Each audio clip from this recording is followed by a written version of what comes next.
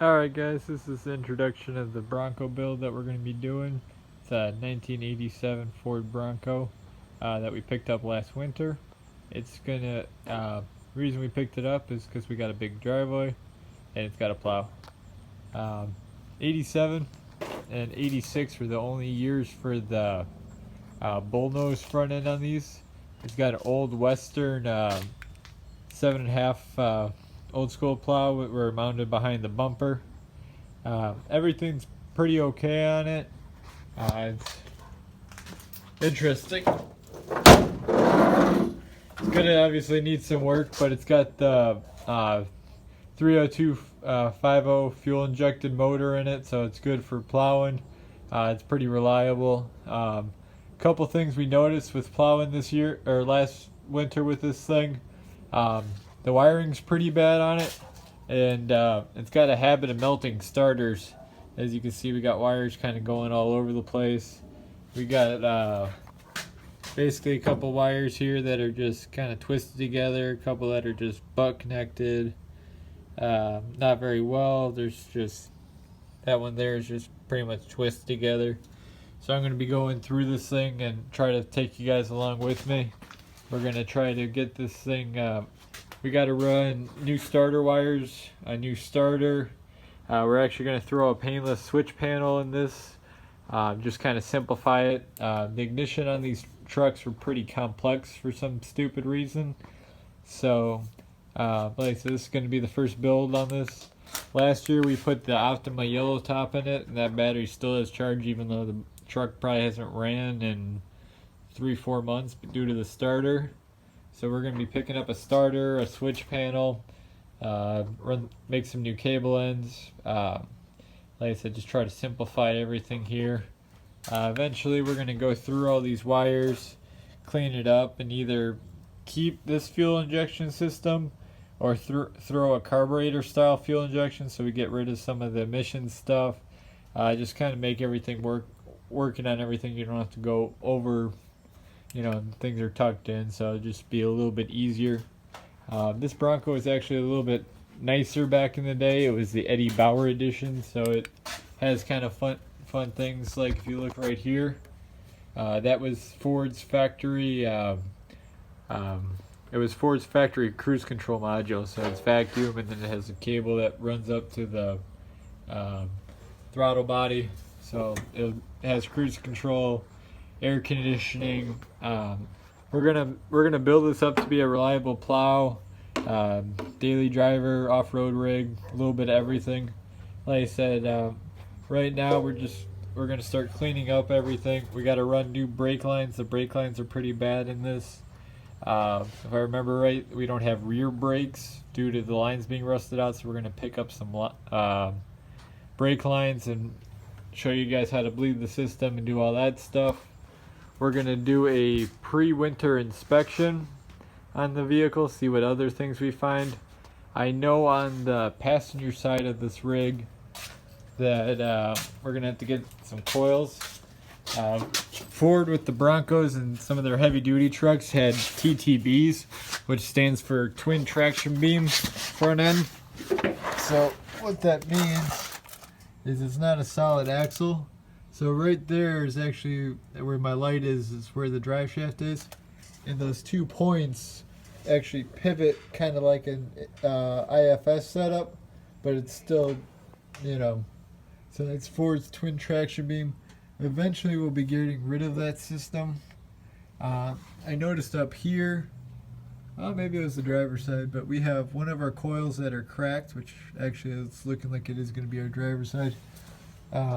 They do make a kit to put a solid axle under one of these. It's not terribly expensive, so maybe next summer we'll be doing that. Like I said, that's Ford's twin traction beam right there. Like I said, it's oily, it's messy. It's been a plow truck, so people really didn't care about it. Broncos are notorious for rusting on the core support, so ours is no different. Let me get myself back up here. You can tell it's got a lot of surface rust, and then behind the radiator we got a decent amount of rust. So Like I said, we're gonna go through everything. We're gonna figure out the good, the bad, what needs to be fixed, what doesn't. I'm gonna show you my front headlights right now. I only have one headlight, and the plow lights don't work. On the headlights, I figured out that they're not grounded, so that's one of the reasons. So once I put a ground, I have one light that works, and then I think the plow lights, since they're ran together, the plow lights are also have the same problem where they don't have a good ground. We might change the plow lights to something a little bit better. I'd like to put strobes on this truck this year, because last year we just plowed our driveway, which is a big enough driveway, but we only had the one light on it, the 4 ways, and the back lights. So, I mean, obviously being a plow truck, it's a little rusty. This is these Broncos came 2 different ways. This was their auto 4-wheel drive locking hub, so it doesn't actually have an engage or disengage, it just auto locks. Like I said, we're going to go solid axle, so we won't have to deal with that. We're going to get a actual mechanical locking hub. It'll just be stronger overall. Like I said, the doors are pretty well shot. It's got the smoker windows. The doors, the roof's got a hole in it. We're going to be doing some cool stuff with the body on this thing, hopefully after winter. I'm going to try to get the hole patched in the roof before winter. Like I said, we got a couple minor issues. We got to run new battery cables to it. We got to, and like I said, we got to. They did a lot of hokey wiring, obviously. So, what we got on this back corner is Ford has a positive 12-volt source, and my fuel pump was running up, and they ran it up here, through here, and across to the battery, which didn't make sense. And the wire's all corroded and has, green oxidation, so it's all messed up. So I just trimmed it. I'm gonna run new battery, new fuel pump wire up to that 12-volt source. Like I said, the main thing is getting it running right now. That's going to be our project. We got some parts that we're going to have to order here in the next week or so, or probably a week or 2. We're going to deal with the essentials, because, I mean, having a broken coil in the front, you can kind of see that when it sags, but, I mean, it ran and drove. The transmission needs to be flush because it doesn't like to downshift. It'll downshift, but it doesn't like, it sounds like you almost miss a gear in a manual. It just revs up. So a lot of times on these older Fords, it just needs to be flush. I'm going to have our local transmission shop take a look at it. Shouldn't be anything major. If not, it's a E4OD, so it's an electric 4-speed transmission, if I'm not mistaken. It shouldn't be too hard to fix. It's pretty inexpensive. These Broncos were cool because the back comes off, the back window opens and closes.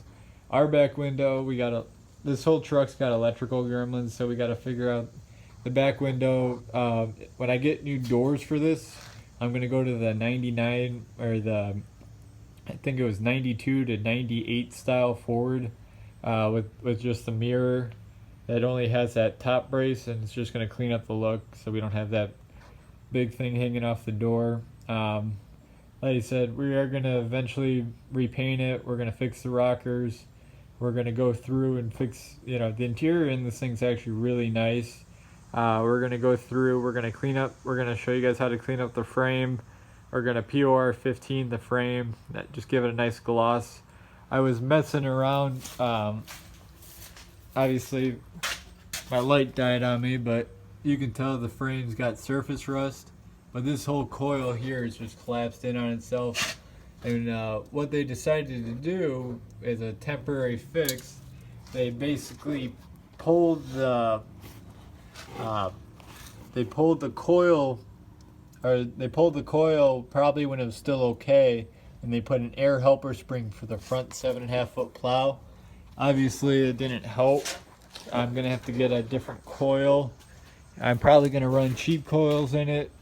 I'm gonna run cheap coils in it for now, see how and then see if I need to go to a heavier rate.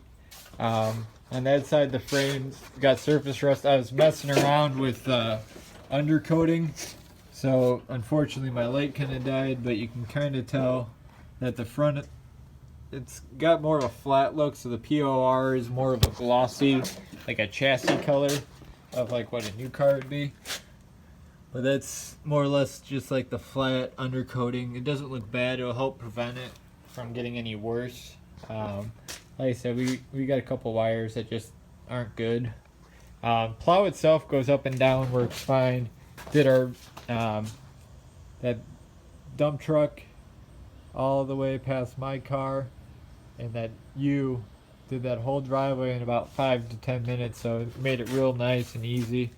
Eventually I want to, probably in a year or two, we're going to get rid of this plow, suck the bumper back up to the body and put a winch on it, and we're going to do a undermount plow. So you'll have, as you can tell with the coils being bad and the suspension being old, there's really no ground clearance on the front of this truck. It's actually pretty sad. My truck will scrape in this driveway, which truck shouldn't scrape at all.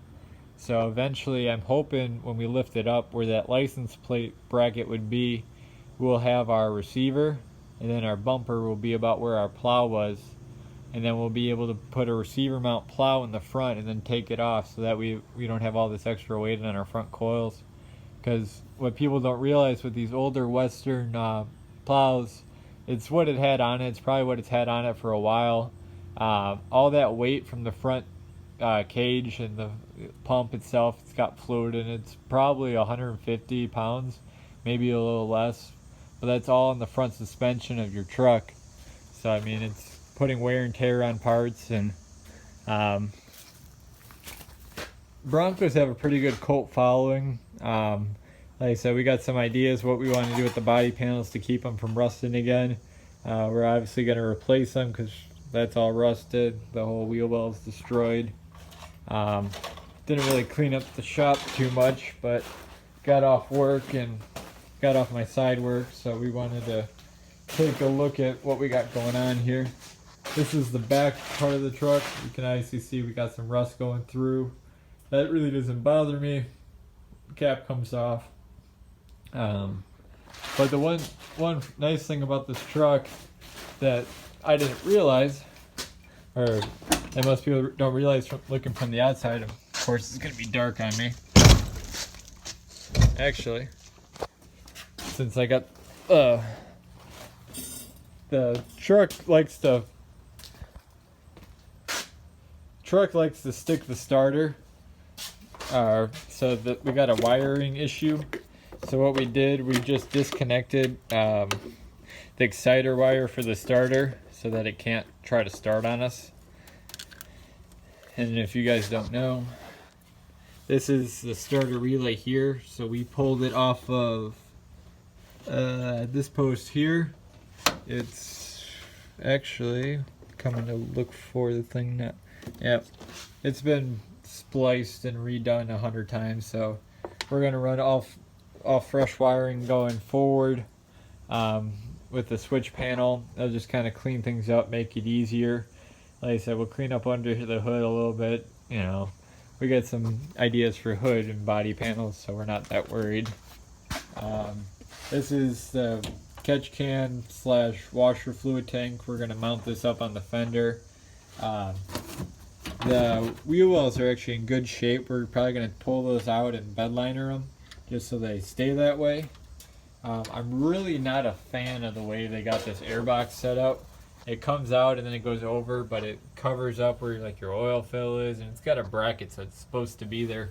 But on the Ford trucks, it goes right about where my hand is, so I might get one of the newer style ones that goes over here. As long as I don't know if it'll clear my AC. That might be why it's out of the way that way. But like I said, we might pull that off and put a Holley EFI on it at one point. But let's see if my battery made good connection. Okay, so we got a little bit of light in here. Let's see if...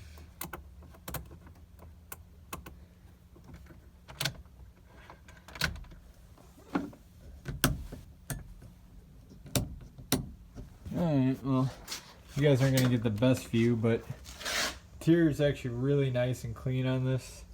It's a Eddie Bauer edition, so it has the amazing cassette player radio. Like I said, the videos eventually will get better if I ever am able to get a nicer camera. Right now I'm just using my phone because the main priority is getting this truck back on the road and not spending money where we don't have to, because me and the wife are trying to buy a house and I don't want her to kill me because this is already going to cost money to fix. But it's got the captain chairs, it's got armrests on both sides, and it actually has the trees and the thing. It may sound funny to some people, but for what we want to use this thing for, it's kind of a cool homage. It does have the back seat. I was looking at the back window trying to figure that out a little bit. I haven't cleaned it out since I bought it, but I mean, real easy setup. You can tell it's got the back seat in there. There's a lot of little things when you buy a vehicle, but once you fix it up and you make it what you want, it just makes it a whole lot nicer. This is pretty funny. My wife always laughs at me, I get lost, so it actually came with a compass. I'll still get lost, but at least I'll be able to tell her, hey, I have a compass. So, and then, like I said, obviously most people know what smoker windows are, but it makes it nice when you're up. Just open it up, direct air directly on yourself. The window's open. It's got electric windows in it. I don't know if we're going to try to retain the electric windows or what our goal is with that. If we can get 4 doors that have the crank, we might go that route just because of simplicity. Be harder to break. The back bumper and the back end of this thing's in pretty good shape. Like I said, the body's rotten. We got probably 100 dents all over this tailgate, but the tailgates on these are actually a lot thicker. They're about like that thick on the back of these things because they retain the window, and they make soft tops for these things. So it should, like I said, it'll be nice once we get it running and we get it running. This is probably the worst of the 2 sides. You can tell my doors obviously seen better days, my back quarter panel. But I mean, for what this thing was, it was a plow truck. It sat in a lot, and that's all it did. It didn't see road. This is the first time it's been on the road. Like I said, we fought it a little bit last year, having transmission issues and frying the starter on me after we bought it. We're gonna do a high torque starter and run new wires. So we should alleviate that problem, and the truck should be reliable after the transmission. Truck's only got 93 or 95,000 miles on it. Disconnect this battery real quick. So it's got 93 or 95,000 miles on it, so it's real low miles. We gotta obviously change the fluids. I'll show you guys how I do an inspection, but we'll pressure check the coolant system, maybe flush it. Just try to keep everything nice. I want to keep AC on this. I want to make this reliable, so like if I have to go to work in it, I work 45 minutes away. Say the roads are bad. Obviously, that little PT Cruiser is awful in the snow. That truck's broken, and that truck's broken. So we got to obviously work with what we got. Bronco's a project I wanted and a toy I wanted. I looked and I found one with the plow. So I mean, the plow needs a little bit of work. I don't know how much money we're gonna put into the plow, being that we're gonna change it eventually. But if you guys do run a plow, work smarter.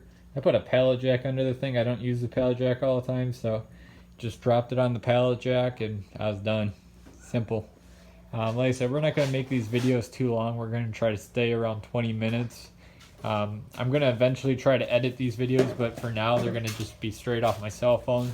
I'm gonna, try to make them informative. I am a diesel tech. I've been doing it for a decent amount of time. I want to help people that maybe don't know what they're doing on certain things, or just trying to get into certain things, trying to make them a little less apprehensive. It's not hard, but it's easy to mess up things if you don't know what you're doing, or it's one of those things where if you just take your time, even though it might take you a little bit longer to do something, it's always good just to sit there and learn these things. This truck, you know, it doesn't look pretty now. I'm hoping in a year from now we laugh at how the video quality is and we say, hey, that truck turned out damn nice. So like I said, we're gonna get going. We're gonna get some parts order for this thing, and I'll have my brother film or someone film while we're running, showing you how to do wires and stuff. And we have to split videos up a little bit. Like I said, until we get proper stuff, I apologize about quality and noise and lighting. We're gonna work on it. I wasn't really planning on doing this today. It was kind of improp, but wanted to get something out there, get some information about this thing. So this is my toy, and this is what we're gonna do with it. Thanks for watching.